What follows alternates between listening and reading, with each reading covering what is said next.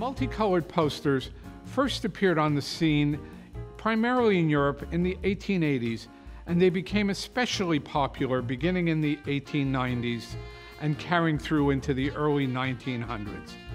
The poster was the only medium available for advertisers to display their products in a visual way that would attract the eye of the viewer and be able to give the advertisers a way of describing their products or their event or their travel destination.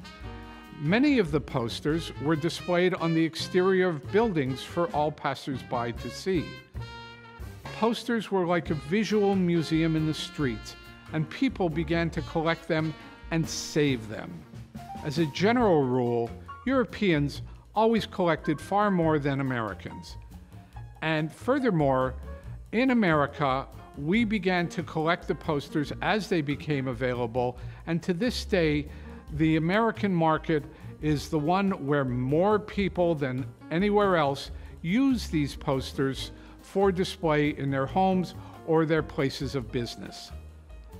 A lot of posters were saved by the print companies that actually did the work. They each kept a small batch of posters from each of the runs, initially for their archives, and as the posters themselves became more popular, the printers often sold individual copies to private people that would pass by their shops, and sometimes they would actually set up little stores to sell the posters for small amounts of money. Posters have also survived because of the companies who commissioned the posters.